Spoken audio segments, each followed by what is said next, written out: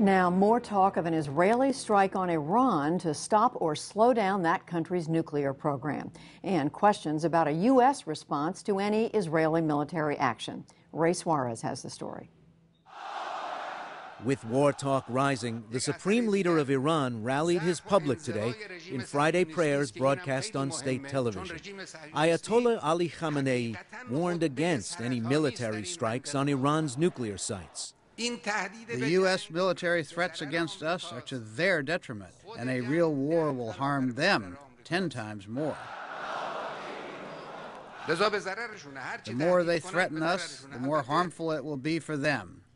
They should know, and of course they know, that in return for such war threats and oil embargo threats, we have our own threats to make in proper time, if deemed necessary.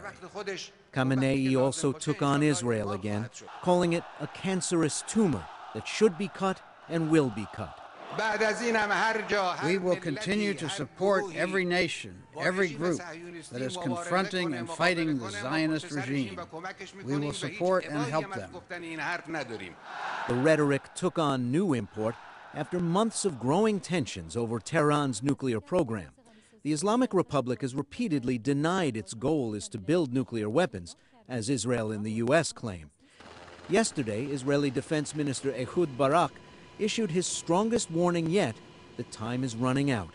At a security conference in Israel, he said, "Dealing with a nuclear Iran will be more complicated, more dangerous, and more costly in lives and money than stopping it, and whoever says later may find that later is too late."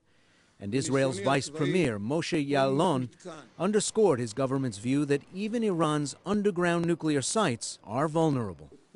There was a debate in the United States about whether bombs can or cannot penetrate an Iranian underground installation. From my own military experience, any facility that is guarded by a human being can be targeted. At almost the same time, a Washington Post column by David Ignatius raised eyebrows. Ignatius wrote that U.S. Defense Secretary Leon Panetta, quote, believes there's a strong likelihood that Israel will strike Iran in April, May, or June, before Iran enters what Israelis described as a zone of immunity to commence building a nuclear bomb.